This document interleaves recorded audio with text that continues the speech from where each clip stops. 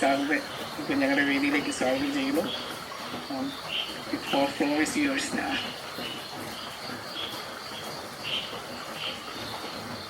നമസ്കാരം. ഞാൻ ഇതിനു മുമ്പുള്ള ഈ കൂട്ടായ്മയുടെ പ്രഭാഷണങ്ങളോ പ്രോഗ്രാമുകളോ ഒന്നും കേട്ടിട്ടില്ല. ഏതായാലും ഈ ഒരു സംഗമത്തിന് ക്ഷണിച്ചതിലും സംസാരിക്കാൻ സാധിച്ചതിലും വളരെ വളരെ സന്തോഷമുണ്ട്. എന്താ പറയേണ്ടത് ടോപ്പിക് എന്ന് പറഞ്ഞപ്പോൾ കൃത്യമായിട്ടൊന്നും പറഞ്ഞിട്ടില്ല അല്ലേ? അങ്ങനെയൊന്നും പറഞ്ഞിട്ടില്ലല്ലോ അല്ലേ കൃഷ്ണൻജി? അങ്ങനെ പറഞ്ഞിട്ടില്ല. അതിനകത്തിനുള്ള ഒരു അഹങ്കാരം എടുത്തിട്ടില്ല. കാരണം സാറിനോടൊരു വിഷയം പറയാന്ന് പറഞ്ഞാൽ അതൊരു വലിയ അഹങ്കാരം.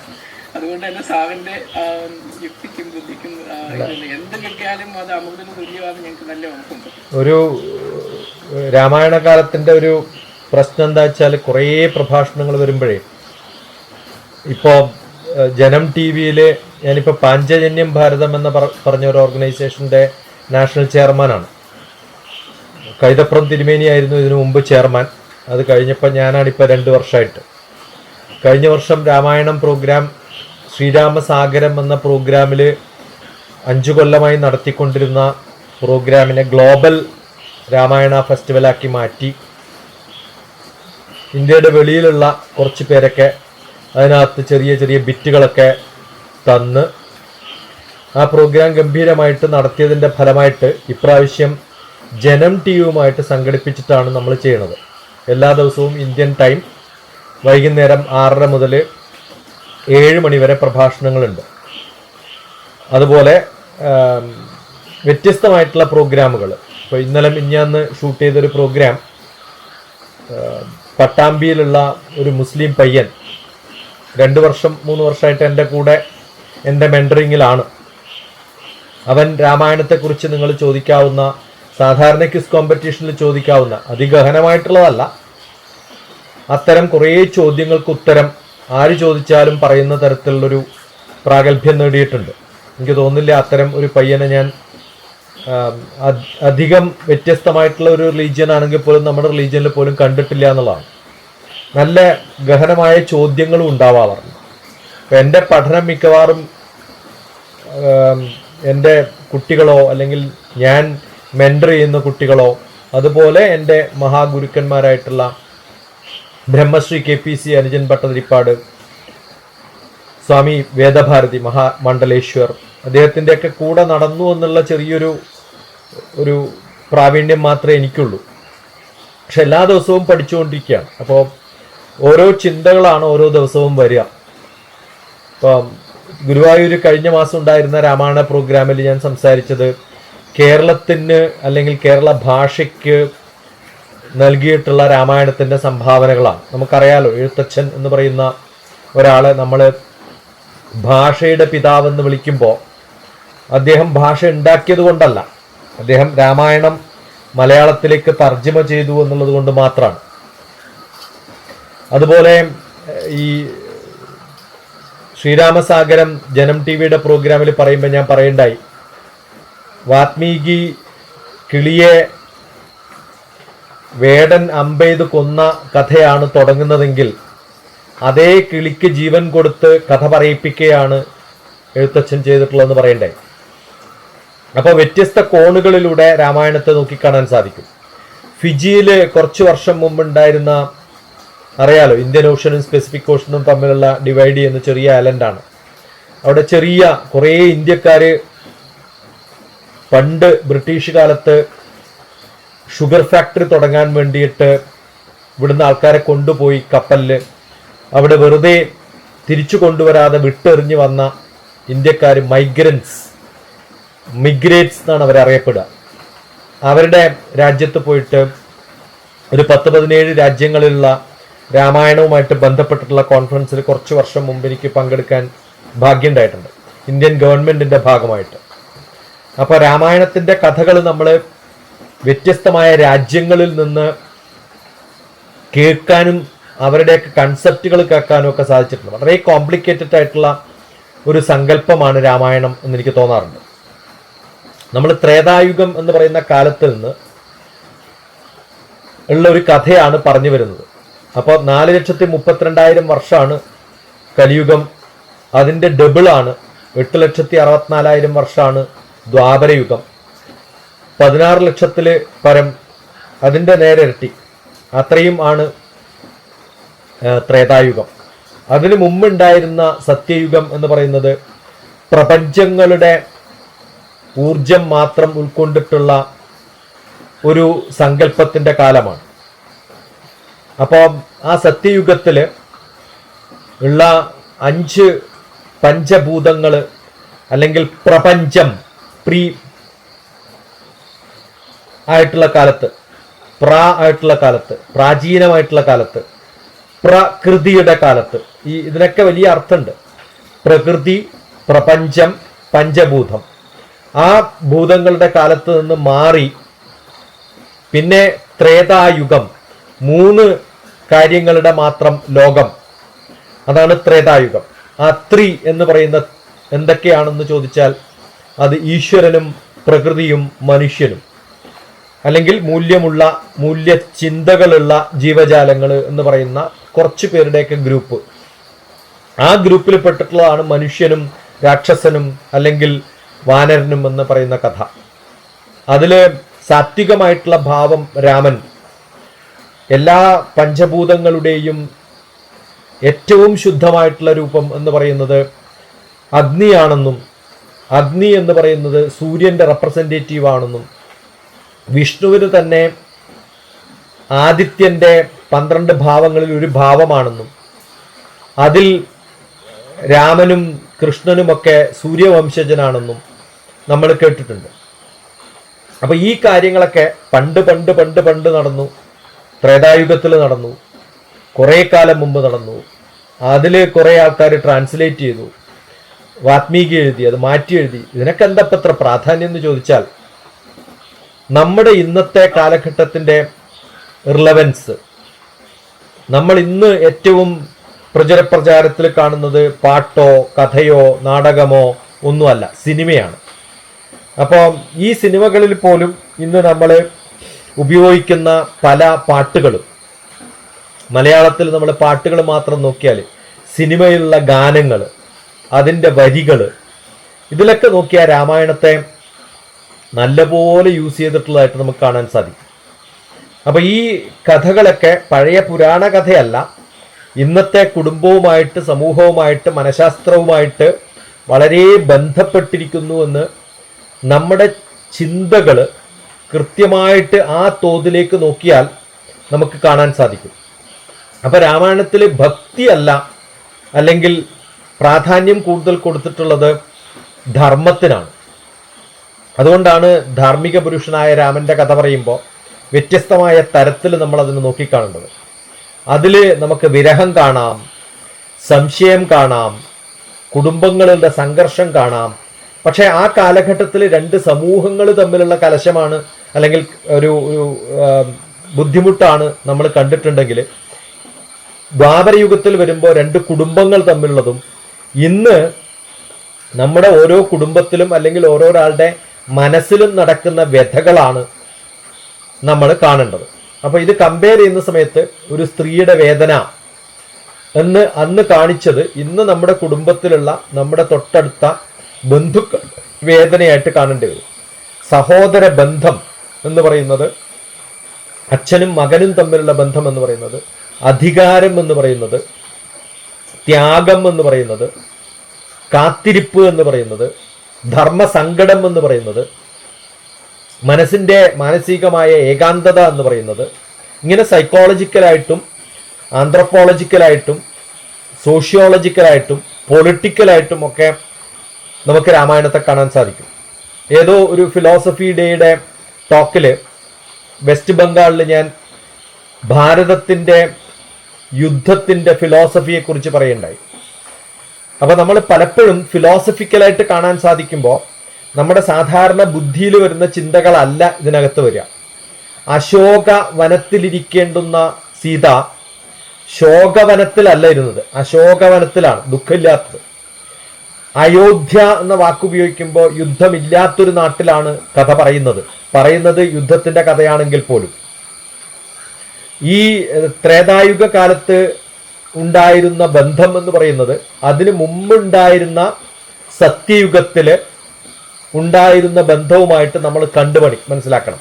അന്ന് പ്രകൃതിയുടെ കൂടെ ജീവിച്ചിരുന്ന മനുഷ്യന്മാര് ദശരഥന്റെ കാലം വരുന്ന സമയത്ത് പത്നികൾ 3 ആണെങ്കിൽ അയാളുടെ മകൻ എന്ന രാമൻ ഒറ്റ പത്നിയുടെ കാര്യം എടുത്തിട്ടാണ് കഥ കൊണ്ടുപോകുന്നത്. അപ്പോൾ അത്ഭുതകരമായ സാംസ്കാരികമായ മാറ്റം ആരണ്യകാന്ഡം മുതൽ നമ്മുടെ രാമായണത്തിന്റെ ഓരോ ഭാഗങ്ങളും നമ്മൾ നോക്കിക്കാണുന്ന സമയത്ത് വ്യത്യസ്തമായ ഭാവങ്ങളിലാണ് കാണുക. നമ്മൾ സിനിമയിൽ പറയുന്ന സമയത്ത് പണ്ട് കാലത്ത് ഞാനൊക്കെ ആ സമയത്തുണ്ടായിരുന്ന പാട്ടുകളാണ് നമ്മൾ പി ഭാസ്കറിനൊക്കെ എഴുതിപ്പെട്ടുള്ള പാട്ടുകൾ. ആ പാട്ടുകളൊക്കെ നമ്മളിങ്ങനെ കാണുമ്പോൾ മറ്റൊരു സീതയെ കാട്ടിലേക്ക് അയക്കുന്നു എന്ന് പറഞ്ഞിട്ടുള്ള വരികൾ നമ്മൾ ശ്രദ്ധിക്കുന്ന സമയത്ത് മനസ്സിലാവും രാമായണത്തിന്റെ കഥകൾ പി ഭാസ്കരൻ എത്ര രസകരമായിട്ടാണ്. മാർക്സിസത്തിന്റെ കുറച്ച് പങ്കൊക്കെ പി ഭാസ്കരന്റെ കവിതകളിലൊക്കെ കാണാൻ സാധിക്കും. അത് കൃഷ്ണനെക്കുറിച്ച് പറയുമ്പോഴായാലും രാമനെക്കുറിച്ച് പറയുമ്പോഴായാലും കുറച്ച് ഒരു സോഷ്യലിസമൊക്കെ അദ്ദേഹത്തിന്റെ കവിതകളിൽ വരാറുണ്ടെന്ന് അദ്ദേഹത്തിന്റെ ലിറിക്സിൽ വരാറുണ്ട്. പക്ഷെ എഴുതി വരുന്ന സമയത്ത് ഇതൊക്കെയാണ് പാരമ്പര്യമെങ്കിലും യൂസഫ് അലി കച്ചേരിയുടെ എൻറ്റയർലി ഡിഫറെൻ്റ് ആയിട്ടുള്ളൊരു സ്റ്റൈലായിരുന്നു.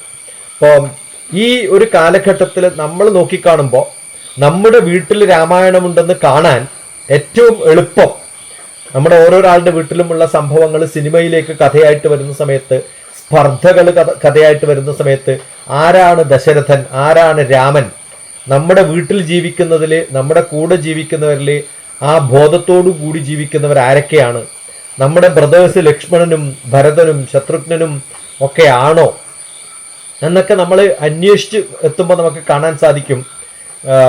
ദാമ്പത്യത്തിന്റെ വിശ്വാസം, സംശയം, രാമനും സീതയും തമ്മിലുള്ള ബന്ധം, ഈ കൈകേയി എന്ന് പറയുന്ന ആൾക്കാർ ആരൊക്കെയാണ്, മന്ധര ആരാണ് നമ്മുടെ വീട്ടിലുള്ളത്, നമ്മൾ രാവണനുമായിട്ട് യുദ്ധം ചെയ്യേണ്ട കഥകൾ ഉണ്ടാവാറുണ്ടോ?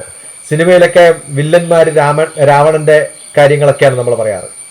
പ്രകൃതിയുമായിട്ട് ബന്ധപ്പെടുത്തിയിട്ട് ഞാൻ സാധാരണ പറയാറുള്ളത് ഈ സൂര്യൻ എന്ന് പറയുന്ന സൂര്യൻ, ഭൂമി എന്ന് പറയുന്ന സീതയെ, അപ്പൊ രാമൻ സീതയെ കാണാൻ സാധിക്കാതെ മറഞ്ഞു നിൽക്കുന്ന രാവണനെ ഹനുമാൻ എന്ന് പറയുന്ന കാറ്റ് വന്ന് നീക്കുന്ന സമയത്ത് പ്രകൃതിയെ നമ്മൾ രാമായണത്തിലൂടെ കാണാൻ സാധിക്കും, അല്ലെങ്കിൽ രാമായണം പ്രകൃതിയിലൂടെ കാണാൻ സാധിക്കും.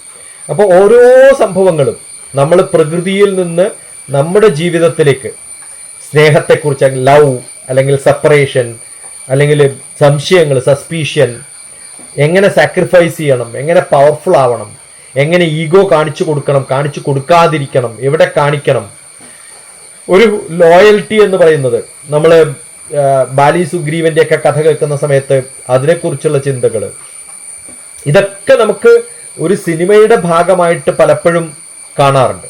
അയോധ്യ വിട്ട രാമൻ, അഹല്യയുടെ മോക്ഷം, അശോകവനത്തിലെ സീത, ഒന്ന് തൊട്ട് കഴിഞ്ഞാൽ മാറാവുന്ന പ്രശ്നങ്ങൾ. ഞാൻ ഒരു സൈക്കോ തെറാപ്പിസ്റ്റ് ആയതുകൊണ്ട് തന്നെ പലപ്പോഴും തോന്നാറുണ്ട്, പലരും പല പ്രശ്നങ്ങളുമായിട്ട് വരുന്ന സമയത്ത് നമ്മൾ അധികം സംസാരിക്കേണ്ടിയൊന്നും വരാറില്ല. ഒരു നോട്ടം, ഒരു ടച്ച്, അല്ലെങ്കിൽ ഒരു വാക്ക്, അതൊക്കെ അവരെ പല പ്രശ്നങ്ങളിൽ നിന്നും മോചിപ്പിക്കുന്ന കാണുന്ന സമയത്ത് അവർ വിചാരിക്കും എന്താണ് സംഭവിക്കുന്നത് ഒരു മനുഷ്യനിൽ, എന്താണ് മോക്ഷം, ദുഃഖത്തിൽ നിന്ന് മോക്ഷം എന്താണ്, ഒരു വലിയ ശാപത്തിൽ നിന്ന് മനുഷ്യൻ എങ്ങനെ മോചിക്കപ്പെടും. ഈ കഥകൾ നമ്മുടെ ജീവിതത്തിൽ രാമായണത്തിന്റെ കഥയുമായിട്ട് ബന്ധിപ്പിക്കുമ്പോൾ മനസ്സിലാക്കാൻ പറ്റുന്നത് വലിയ ഡിവോഷൻ, വലിയ സ്നേഹം, വലിയ തോന്നലുകൾ ഒക്കെയാണ് നമുക്ക് കാണാൻ സാധിക്കുക എന്നുള്ളതാണ്. നമ്മുടെ ജീവിതവുമായിട്ട് ബന്ധപ്പെട്ടിട്ട് വേണം ഇതിനെ കാണാൻ എന്നാ പറയാം.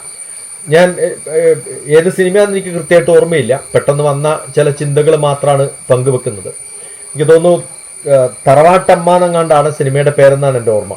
ആ തറവാട്ടമ്മ എന്ന് പറയുന്ന ഞാൻ ജനിച്ച കാലത്ത് ഇറങ്ങിയിട്ടുള്ള ഒരു സിനിമയാണ്. അതിൽ ഞാൻ കണ്ട സിനിമയാണ്. ഞാൻ സിനിമ നല്ലവണ്ണം ഇഷ്ടപ്പെടുന്ന ഒരാളാണ്, അപ്പോൾ നോക്കി കണ്ടുകൊണ്ടിരിക്കാറുണ്ട്. അതിൽ നസീറും ഷീലയും ആണ് എന്നാണ് എൻ്റെ ഓർമ്മ, അല്ല സത്യനും ഷീലയാണെന്ന് അറിയില്ല. സത്യനും ഷീലയാണ്. അവരഭിനയിച്ചിരിക്കുന്ന ഭാര്യ ഗർഭിണിയായിരിക്കുന്ന സമയത്ത് ആ കൊണ്ടുവിടുന്ന രംഗമാണ് മറ്റൊരു സീതയെ കാട്ടിലേക്ക് അയക്കൂ എന്ന് പറയുന്നത്. ഇന്ന് ഞാൻ സൈക്കോതെറാപ്പിയും കൗൺസിലൊക്കെ പ്രാക്ടീസ് ചെയ്യുന്ന സമയത്ത് കുടുംബത്തിലുള്ള പ്രശ്നങ്ങൾ കാണുന്ന സമയത്ത് ഇത്തരം കുറേ സംഭവങ്ങൾ കാണുമ്പോൾ പഴയ സിനിമയുടെ ആ ഒരു കാലം, അല്ലെങ്കിൽ അതിനു മുമ്പ് രാമായണത്തിൽ ഉണ്ടായിരുന്ന ഒരു കാലം എങ്ങനെയാണ് നമ്മുടെ കുടുംബത്തിൽ ഇന്ന് സ്ഥിരം നടക്കുന്ന കാര്യങ്ങളായിട്ട്, വളരെ കൂടുതൽ നടക്കുന്നതായിട്ട്, ചിലപ്പോൾ കൂടുതൽ അറിയുന്നത് ഞാൻ ഇടപെട്ടുകൊണ്ടത് കൊണ്ടായിരിക്കാം, അല്ലെങ്കിൽ നമ്മൾ കേൾക്കുന്ന ന്യൂസുകളിൽ കാണാൻ സാധിക്കുന്നത് സാധാരണ കുടുംബത്തിന്റെ ധർമ്മസങ്കടം പണ്ട് രാമായണ കാലത്തുണ്ടായിരുന്ന അതേ ധർമ്മസങ്കടമാണ്. ചിലപ്പോഴൊക്കെ ആലോചിക്കാറുണ്ട് ഇതിനേക്കാളും പ്രശ്നങ്ങളാണ് രാമൻ അല്ലെങ്കിൽ അനുഭവിക്കേണ്ടി വന്നിട്ടുള്ളതെന്നാണ്. നമ്മുടെ ടീനേജ് ഗ്രൂപ്പില് കുട്ടികൾ അച്ഛനെ ബഹുമാനിക്കാത്ത കുറ്റം പറയുന്ന സമയത്ത് ഞാൻ പറയേണ്ടത് രാമനും ഇതേ സ്വഭാവം ഉണ്ടായിരുന്നു. ദശരഥനോട് വലിയ ബഹുമാനമൊന്നും ഉണ്ടായിരുന്നില്ല. അച്ഛനെ ബഹുമാനിക്കാത്ത ഒരു ചെറുപ്പം, ടീനേജ് പ്രായം രാമനും ഉണ്ടായിരുന്നു. അങ്ങനെ കൗൺസിലിങ്ങിന് അയച്ചതാണ് വസിഷ്ഠന്റെ അടുത്ത്. അങ്ങനെ വന്നതാണ് ഫസ്റ്റ് സൈക്കോതെറാപ്പി ബുക്കായിട്ടുള്ള യോഗ വാസിഷ്ടം. പൂർണ്ണേ മനസ്സി സമ്പൂർണം ജഗത് സർവം സുധാദ്രവൈഹി ഉപാന ഗൂഢപാദസ്യ നനു ചർമ്മ സ്ത്രുതൈവ ബുബുഹു.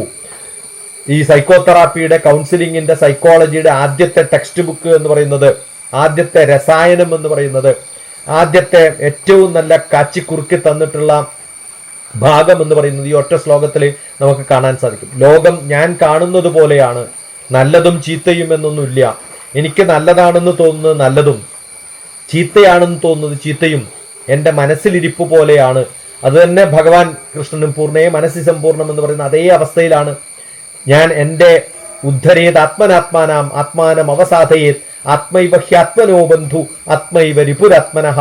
എൻ്റെ ഉള്ളിലാണ് എൻ്റെ വിരോധി എന്ന് ഭഗവാൻ കൃഷ്ണൻ പറഞ്ഞു. അപ്പൊ 18 ദിവസം രാമൻ വസിഷ്ഠന്റെ അടുത്ത് പോയി പഠിച്ചതാണ്.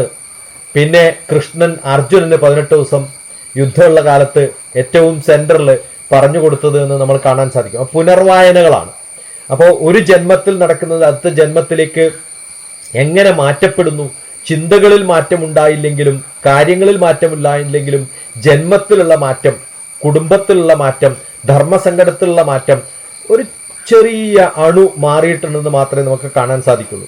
അതിൽ പാരൻസ് ആണോ, വൈഫാണോ, ഹസ്ബൻഡാണോ, കുട്ടികളാണോ, സൊസൈറ്റി ആണോ, ആരാണ് നമ്മളെ സംരക്ഷിക്കേണ്ടത്, ആരൊക്കെയാണ് നമുക്ക് കൂട്ടുണ്ടാവുക, ഇത് ഒരു രാമായണത്തെ കണ്ടംപററി ആയിട്ട് വായിക്കാൻ നമുക്ക് സാധിക്കാറുണ്ട്. ഈ വായനയാണ് നമ്മുടെ ഇന്നത്തെ കാലത്ത് നമുക്ക് ഏറ്റവും ബെസ്റ്റായിട്ട് ചിന്തിക്കാൻ സാധിക്കുന്നത് എന്നാണ് എനിക്ക് തോന്നാറുള്ളത്. രാമായണത്തെക്കുറിച്ച് പറയുന്നത് ഭരതം എന്ന ഒരു വലിയൊരു സിനിമ, രാമകഥാ ഗാനലയം എന്ന് പറയുന്ന ആ പാട്ട് എന്ത് രസകരമായിട്ടുള്ളൊരു സ്ക്രിപ്റ്റാണ്, എന്ത് രസകരമായിട്ടുള്ള ലിറിക്സ് ആണ്. എനിക്ക് തോന്നുന്നു ഒരു 1990s ആയിട്ട് ഇറങ്ങിയിട്ടുണ്ടാവാന്ന് എൻ്റെ ഓർമ്മ.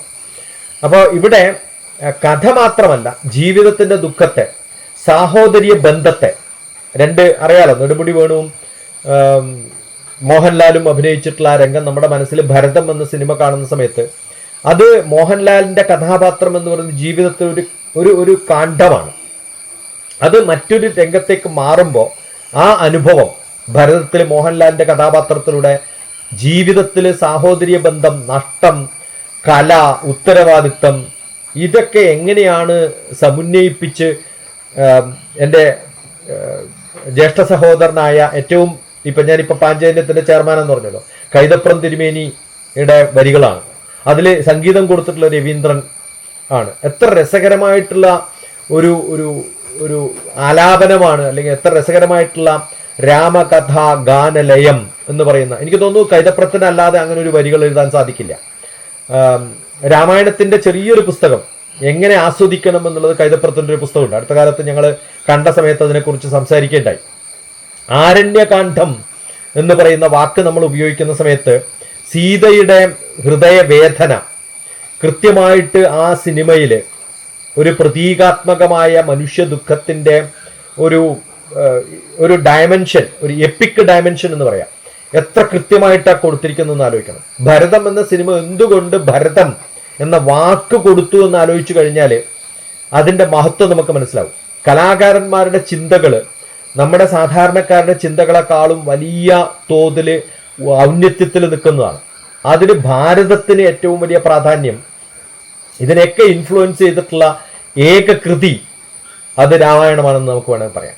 യൂസഫ് അലി കച്ചേരിയോട് പണ്ടൊരു ഇന്റർവ്യൂവിൽ ആരോ ചോദിച്ചിട്ടുണ്ടായിരുന്നു, എങ്ങനെയാണ് ഇത്ര സുലഭമായിട്ട് നിങ്ങൾ കവിതകൾ എഴുതുന്നത് എന്ന്. അപ്പൊ അദ്ദേഹം പറയണ്ടായി, ചെറുപ്പത്തിൽ എൻ്റെ വീട്ടിൽ എഴുത്തച്ഛൻ കളിച്ചു നടക്കുന്നുണ്ടായിരുന്നു എന്ന് പറഞ്ഞ അർത്ഥം എഴുത്തച്ഛൻ്റെ കുറേ പുസ്തകങ്ങൾ എനിക്ക് ചുറ്റും ഉണ്ടായിരുന്നു എന്നുള്ളതാണ്.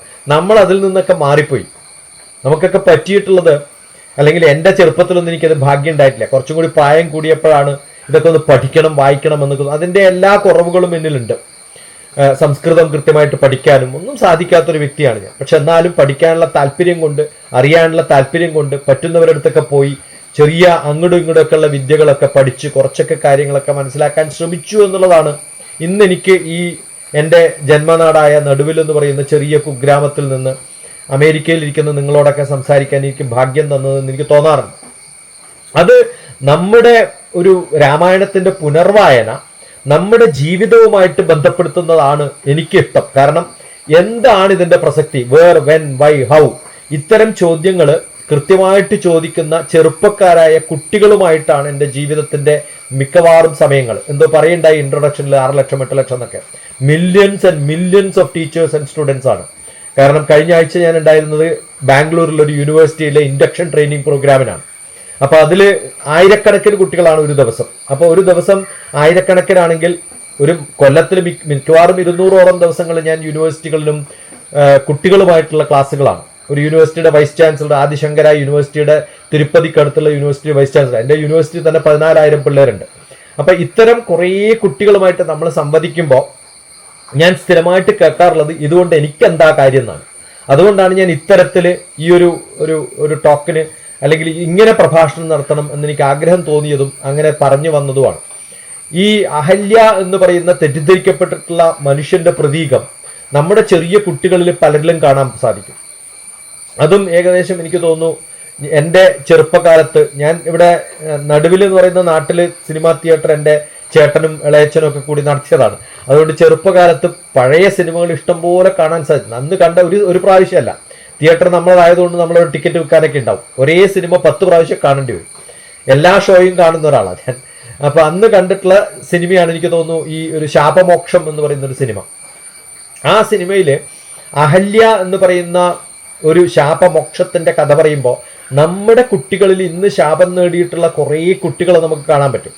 അത് ഒരു വാട്സപ്പ് മെസ്സേജ് വഴിയോ ഒരു വീഡിയോ വഴിയോ ഒരു ആരോപണങ്ങൾ വഴിയോ ഒരു ഏതെങ്കിലും ഒരാൾ കളിയാക്കിയത് കൊണ്ടോ ഒക്കെ ശാപത്തിൽപ്പെട്ടതുപോലെ സ്വന്തം തോന്നുന്ന ആ അവസ്ഥയിൽ മൂടപ്പെട്ട് ജനങ്ങളുമായിട്ട് കോണ്ടാക്ട് ഇല്ലാതെ ഇന്ന് പറയുന്ന ഡിപ്രഷൻ സ്റ്റേജ് എന്ന് പറയുന്ന സ്റ്റേജിലായിരുന്നു അഹല്യ എന്ന് നമുക്ക് പറയാൻ പറ്റും. അപ്പൊ നമ്മൾ പുനർവായന വായിക്കുന്ന സമയത്ത് അതേ വാക്കിലോ അതേ പേരിലോ അതേ കഥാപാത്രത്തെ അല്ല, ഡിപ്രഷൻ സ്റ്റേജിലിരിക്കുന്ന നമ്മുടെ കുട്ടികളെ ഒരു അഹല്യയായിട്ട് നമുക്ക് കാണാനും ഒരു സൈക്കോതെറാപ്പിസ്റ്റിന്റെ അടുത്ത് വരുന്ന സമയത്ത് നമുക്ക് കൊടുക്കുന്ന ചെറിയ ഒരു മോഹം, ഉപദേശം, ഒരു സ്കിൽ ഡെവലപ്മെന്റ്, ഒരു ആറ്റിറ്റ്യൂഡ് സെറ്റിംഗ്, ഒരു ട്രാൻസ്ഫർമേറ്റീവ് ലൈറ്റ് ആ കൊടുക്കുമ്പോഴാണ് നമുക്ക് മാറ്റം പറ്റുക. ഇപ്പൊ അടുത്ത ആഴ്ച 18-ാം തീയതി 10 ദിവസം കഴിയുമ്പോൾ ഞാൻ ഗുരുവായൂരിലെ ഒരു ദിവസത്തെ ഒരു വർക്ക്ഷോപ്പാണ്. അത് സമാധി സ്പർശം എന്ന പേരിലാണ്. സമാധി സ്പർശം എന്ന് പറഞ്ഞാൽ മെഡിറ്റേഷൻ അല്ല ഒന്നിനും സൊല്യൂഷൻ. നമ്മൾ വല്ലാണ്ട് തെറ്റിദ്ധരിക്കപ്പെട്ടിട്ടുള്ള ഒരു വാക്കാണ് മെഡിറ്റേഷൻ എന്ന വാക്ക് പോലും. ഞാൻ ഹിമാലയൻ ട്രഡീഷൻ സ്വാമി വേദഭാരതിയുടെ സ്വാമി രാമയുടെ ശിഷ്യനാണ്. ഞങ്ങളൊക്കെ പറയാറുള്ളത് കണ്ണടച്ചിട്ടല്ല മെഡിറ്റേറ്റ് ചെയ്യേണ്ടത്, ആക്ഷനിലൂടെ മെഡിറ്റേറ്റ് ചെയ്യണം എന്നാണ് പറയാറുള്ളത്. രാമൻ ഒരിക്കലും കണ്ണടച്ചിരിക്കുന്നത് കാണുന്ന കഥ നമ്മൾ കണ്ടിട്ടില്ല. ഒരു മഹാരാജാവും ഒരു ഭഗവാനും തലകുത്തി നിൽക്കുന്ന പോസ്റ്ററും നമ്മൾ കണ്ടിട്ടില്ല.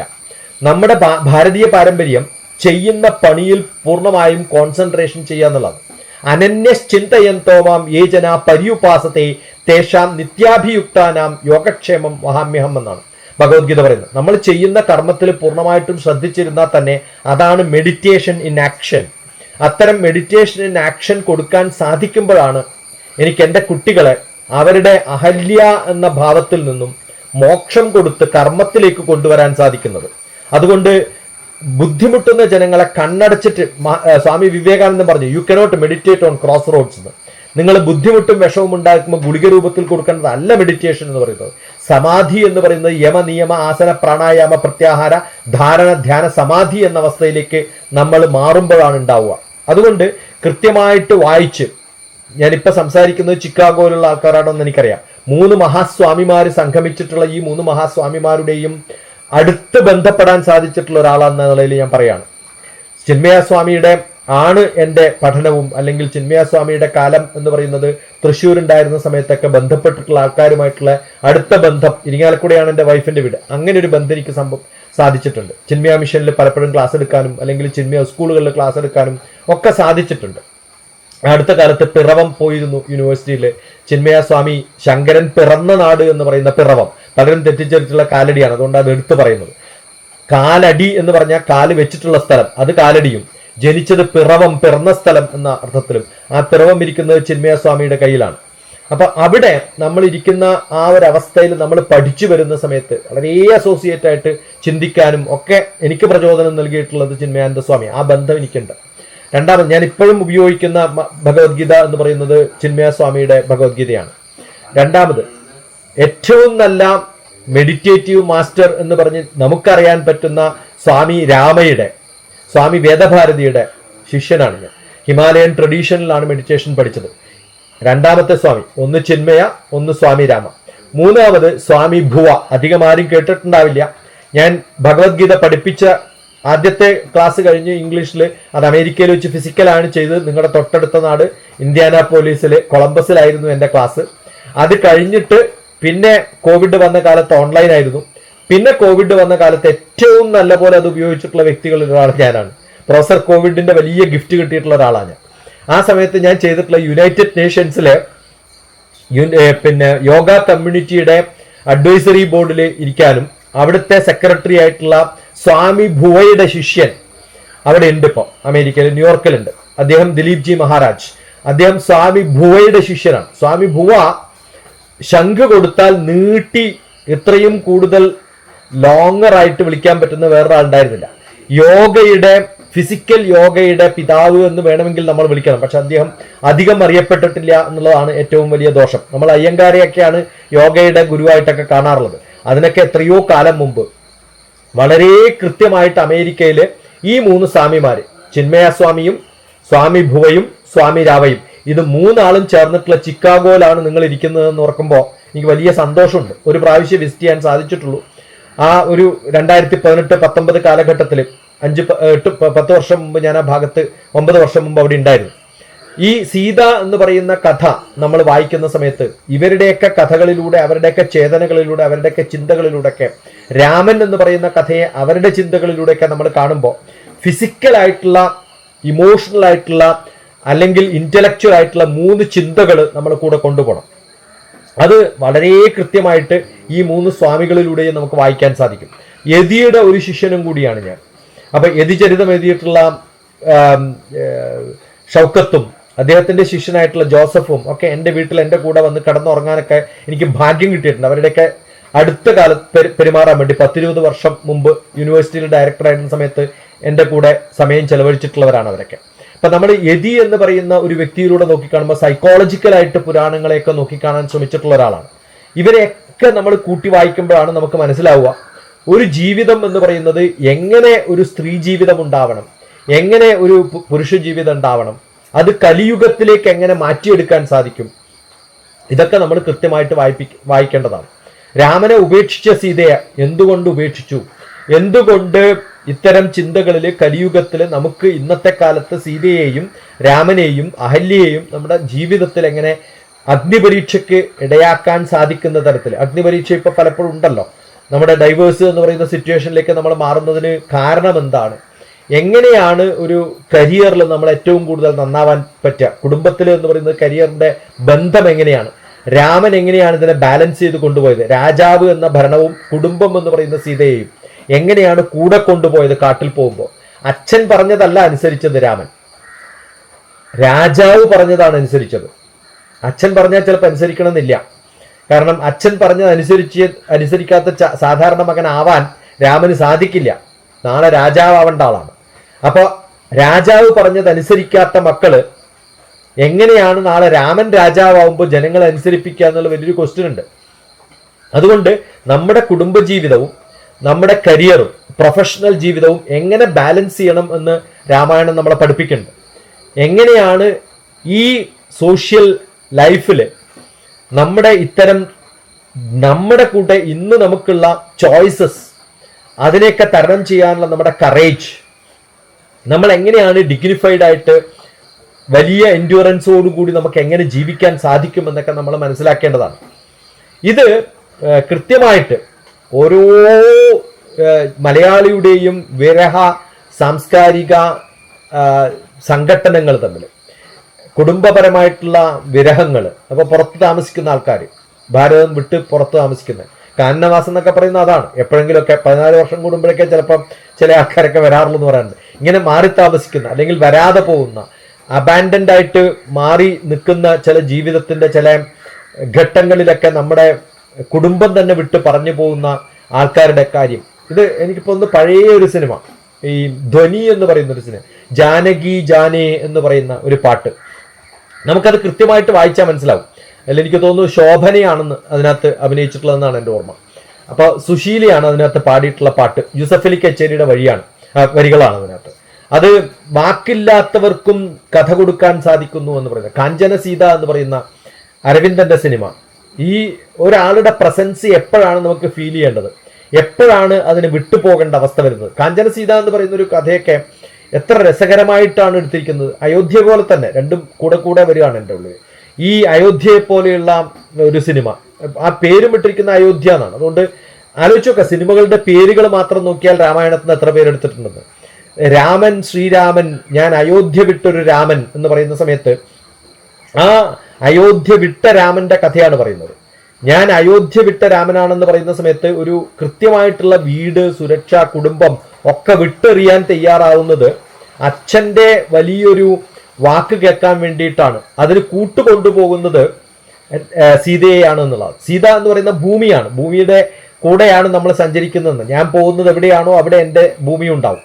ആ ഭൂമിയിൽ നമ്മൾ ഉപയോഗിക്കുന്ന ഒരു സാധാരണ പറയുന്ന ഫുട്വെയർ എന്ന് പറയുന്ന അതിനെക്കുറിച്ച് മാത്രം രാമായണത്തിൽ എഴുതിയിട്ടുള്ള വഴികൾ എത്ര വരികളുണ്ടെന്ന് ആലോചിച്ച് നോക്കുക. പോകുന്ന വഴികളിലൊക്കെ എനിക്ക് എൻ്റെ കൂടെ നിൽക്കാൻ സാധിക്കുന്ന എൻ്റെ ആത്മസുഹൃത്തായ എൻ്റെ കൂടെ ഞാൻ പറഞ്ഞാൽ അവിടെ നിൽക്കുന്ന ഒരാൾ മാത്രമേ ഉള്ളൂ.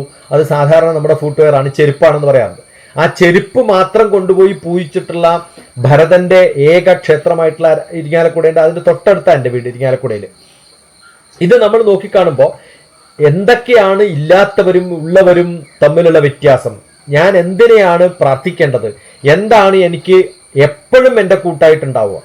ഞാൻ ഉള്ളവനും ഇല്ലാത്തവനുമായാലും എനിക്ക് കൂട്ടായിട്ടുള്ളത്, എന്നെ റെപ്രസെന്റ് ചെയ്യാൻ പറ്റുന്നത്, എനിക്ക് ഏറ്റവും ഇഷ്ടപ്പെട്ടിട്ടുള്ളത് എന്താണെന്ന് ചോദിച്ചാൽ എൻ്റെ കൂടെ ഞാൻ പറഞ്ഞാൽ അനുസരിക്കുന്ന ഒരു ജഡമായാൽ പോലും, ജീവനില്ലാത്ത വസ്തുവായാൽ പോലും അതിൻ്റെ പ്രാധാന്യം നമ്മൾ കൊണ്ടു നടക്കില്ല. ആരെങ്കിലും തന്നിട്ടുള്ള ഗിഫ്റ്റ് ഇതാണ് എൻ്റെ അച്ഛൻ തന്നിട്ടുള്ളത് എന്ന് പറഞ്ഞ് നമ്മൾ സൂക്ഷിച്ചു വെക്കുമല്ലോ.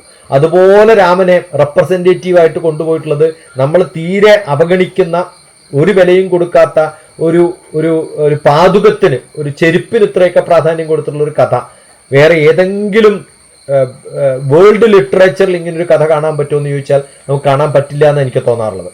രാമായണം കഥ പാടും കിളി എന്ന് പറയുന്ന ആരണ്യകാന്ഡം, രാമായണത്തിന്റെ കഥ പാടുന്ന കിളിയുടെ കഥ, ആരണ്യകാന്ഡം പോലെയുള്ള ഒരു വായനയിലൂടെ ഒരു ഒരു ഒരു സമകാലിക സിനിമകളിൽ പോലും നമുക്ക് കാണാറുണ്ട്. ഒന്ന് ഇന്നസെന്റ് അങ്ങാട്ടം, ആ സിനിമയുടെ പേര് എനിക്ക് ഓർമ്മയില്ല, ഇന്നസെന്റ് അഭിനയിച്ചിട്ടുള്ളൊരു സിനിമയിലാണ് ഈ പാട്ട്. ആരണ്യകാന്ഡത്തിലാണെങ്കിൽ നിങ്ങളുടെ രാമായണം അവസാനിച്ചിട്ടില്ല എന്നൊക്കെ പറയുന്ന ഒരു ഡയലോഗുകളൊക്കെ പറയാൻ പറ്റുന്ന ഒരു രംഗം നമ്മൾ കണ്ടിട്ടുണ്ട് അവിടെയൊക്കെ. അപ്പൊ ജീവിതത്തിൽ നമ്മൾ പലപ്പോഴും അയോധ്യ എന്താണ്, പഞ്ചവടി എന്താണ്, സീത എന്താണ്, രാമൻ എന്താണ്, അശോകവനം എന്താണ്, ആരാണ് രാവണൻ, നമ്മുടെ കൂടെയുള്ള സാത്വിക, താമസിക, രാജസിക സ്വഭാവത്തിലുള്ള ആൾക്കാരെ എങ്ങനെയൊക്കെയാണ് നമ്മൾ ലൈഫ് മെയ്ഡ് സിമ്പിൾ എന്ന് പറഞ്ഞൊരു ചെറിയ പുസ്തകമുണ്ട്, അതിനകത്ത് ഞാൻ പറയണ്ടായി. നമ്മൾ സാത്വിക, രാജസിക, താമസിക ഗുണമുള്ളവർ നമുക്ക് ചുറ്റും കാണാൻ സാധിക്കും. എൻ്റെ അച്ഛന് സാത്വിക ഗുണമാണോ, രാജസിക ഗുണമാണോ, താമസിക ഗുണമാണോ എന്നൊക്കെ ഒന്ന് അനലൈസ് ചെയ്ത് കഴിഞ്ഞാൽ നമ്മൾ അവരോട് എങ്ങനെ പെരുമാറണം, എങ്ങനെ മാറി നിൽക്കണം, അല്ലെങ്കിൽ ബന്ധുക്കളുടെ കൂട്ടത്തിൽ ആരെയൊക്കെ നമ്മൾ അടുപ്പിക്കണം, ആരെയൊക്കെ അടുപ്പിക്കരുത് എന്നൊക്കെ നമുക്ക് കാണാൻ സാധിക്കുമെന്ന് പറയാറുണ്ട്. ഇത് ചില കഥാപാത്രങ്ങളുടെ ഒരു നാരായൺ എന്ന് പറഞ്ഞ സിനിമയിലാണ് ഈ ഉർവശിയുടെ ഒരു കഥാപാത്രം, ഒരു അധ്യാപിക, മുസ്ലിം സമുദായത്തിൽപ്പെട്ടിട്ടുള്ള ഒരു ഒരു പ്രേമം അല്ലെങ്കിൽ അങ്ങനെയുള്ളൊരു തോന്നലൊക്കെ ഉണ്ടായിരുന്ന സമയത്ത് വേഷം കെട്ടിയിട്ട് വരുന്ന ഒരു കഥയൊക്കെയാണ് അതിനകത്ത്. ശ്രീരാമനും സീതയും ഹനുമാനും ചിത്രത്തിന് മുമ്പിൽ പ്രാർത്ഥിക്കുന്ന ഒരു രംഗമുണ്ട് അതിനകത്ത്.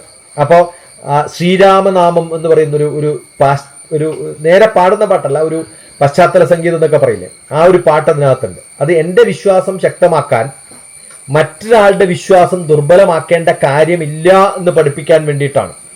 ഈ കഥ നമ്മൾ വായിക്കുന്ന സമയത്ത് ഒരിക്കലും രാമൻ നേരിട്ട് രാവണനെ നിഗ്രഹിക്കാനുള്ള ഒരു ആഗ്രഹത്തിലല്ല പോയത്.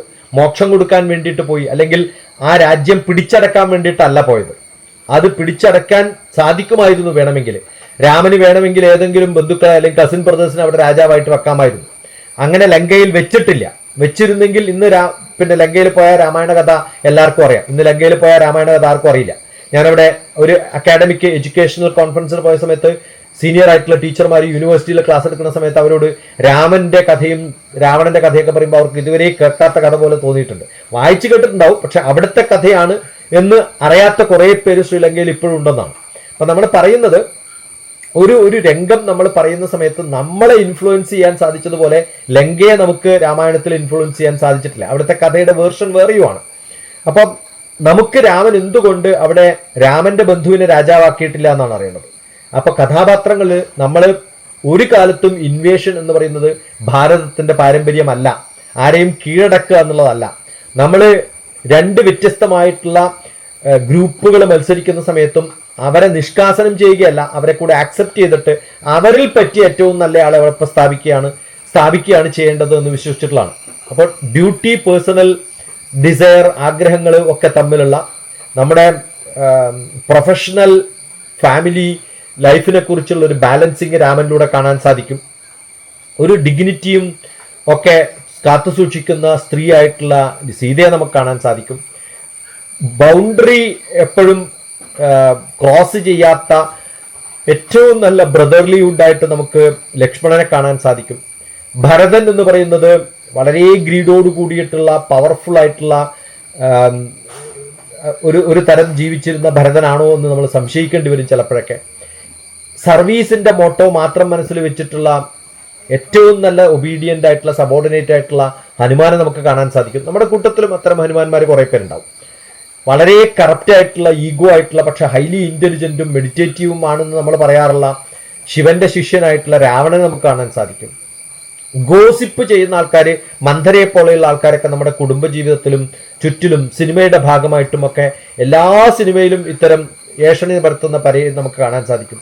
മാരീചൻ എന്ന് പറയുന്ന ആൾക്കാരെ നമുക്ക് സ്വർണ്ണമാനായി നടക്കുന്ന, നമ്മളെ വല്ലാണ്ട് പ്രോംപ്റ്റ് ചെയ്യിപ്പിക്കുന്ന, നമ്മളെ വല്ലാണ്ട് ടെംപ്റ്റ് ചെയ്യിപ്പിക്കുന്ന ഫേക്ക് പ്രൊഫൈലുകളുള്ള, വെർച്വൽ ഫ്രെയിമുള്ള, ഇന്നത്തെ കാലത്ത് നമ്മളെ സോഷ്യൽ മീഡിയയിലൊക്കെ നമ്മളെ പറ്റിക്കാൻ നടക്കുന്ന, നമ്മളെ ആ ഇതിൽ പെട്ടുപോകുന്ന ഫേക്ക് പ്രൊഫൈൽസ് ഉള്ള, വളരെ അഡിക്റ്റീവ് ആയിട്ടുള്ള ആപ്പുകൾ, അല്ലെങ്കിൽ അൺറിയലിസ്റ്റിക് ആയിട്ടുള്ള ലൈഫ് സ്റ്റൈൽ ആയിട്ടുള്ള ആൾക്കാരെ മാരീചനായിട്ട് നമുക്ക് കാണാൻ സാധിക്കും. അതാണ് സ്വർണ്ണമാൻ എന്ന് പറയുന്നത്. എന്റെ കൂടെ വരൂ, കം ആഫ്റ്റർ മീ എന്ന് പറഞ്ഞിട്ട് നമ്മളെ ടെംപ്റ്റ് ചെയ്യിപ്പിക്കുന്ന മാരീചനെ നമുക്ക് ചുറ്റും കാണാൻ സാധിക്കും. ഇതൊക്കെ നമ്മുടെ ജീവിതത്തിൽ സ്ഥിരമായിട്ട് കാണുന്ന റിലേഷൻഷിപ്പിനെ കുറിച്ചും ഒക്കെ നമുക്ക് രാമായണത്തിലൊക്കെ നോക്കി വായിച്ച് കണ്ടു പഠിക്കാൻ സാധിക്കുമെന്നുള്ളതാണ് രാമായണത്തിന്റെ ഇന്നത്തെ റിലവൻസ്. ഇങ്ങനെ കുറേ പറയാൻ സാധിക്കും, പക്ഷെ എനിക്ക് തോന്നുന്നു 40 മിനിറ്റായി, ഇത്രയും വേണ്ടുമെന്നാണ് എനിക്ക് തോന്നുന്നത്. സാധാരണ പറയാറുള്ളത് ഒരു 40 മിനിറ്റും പിന്നെ എന്തെങ്കിലുമൊക്കെ ഡിസ്കഷൻ വേണമെങ്കിൽ ഒരു 20 മിനിറ്റും ആവണമെന്നാണ്. അപ്പോൾ സന്തോഷം, വളരെ വളരെ സന്തോഷം ഇങ്ങനൊരു വിഷയത്തെക്കുറിച്ച് ഇന്ന് രാവിലെ ചിന്തിക്കാൻ. പതിവുള്ളതല്ല, രാത്രി കിടക്കുമ്പോൾ തന്നെ ചിലപ്പോൾ 2 മണിയാവും, 1 മണിയൊക്കെ എന്തായാലും ആവും. ഇന്ന് വളരെ വൈകിട്ടാണ് ഉറക്കിയത്. രാവിലെ ഈ ഒരു പ്രഭാഷണം ഉള്ളത് കൊണ്ട് തന്നെ ഞാൻ വളരെ റയറായിട്ട് താമസിക്കുന്ന എൻ്റെ തറവാട്ടിലാണ് ഞാനിപ്പോൾ ഉള്ളത്. 100-200 വർഷം പഴക്കമുള്ള കണ്ണൂരിലുള്ള ഒരു പഴയ തറവാടാണ്. അപ്പം ഇന്നലെ വന്നതേ ഉള്ളൂ. ഏതായാലും ഈ ഒരു അവസരത്തിൽ ഞാൻ വിചാരിച്ചില്ല, നല്ല മഴയായിരുന്നു 2 ദിവസമായിട്ട്. എനിക്ക് ഇന്റർനെറ്റ് കിട്ടുമോ എന്നൊക്കെ ഉള്ള സംശയം ഉണ്ടായിരുന്നു. ഇപ്പോൾ രാത്രിയൊക്കെ 2-3 പ്രാവശ്യം വന്ന് ചെക്ക് ചെയ്യായിരുന്നു ഞാൻ, പവർ പോയിട്ടുണ്ടോ, പവർ പോയില്ലയോ. അതാണ് കുറച്ച് കൃത്യം 6 മണിക്ക് കയറാൻ പറ്റിയെന്നുള്ളത് ഭാഗ്യം. നല്ല മഴയായിരുന്നു പൊതുവെ. പെരുന്നാൾ ഒന്നും പറഞ്ഞാൽ കേൾക്കാത്ത അവസ്ഥയായിരുന്നു, ചുറ്റും മഴയായിരുന്നു.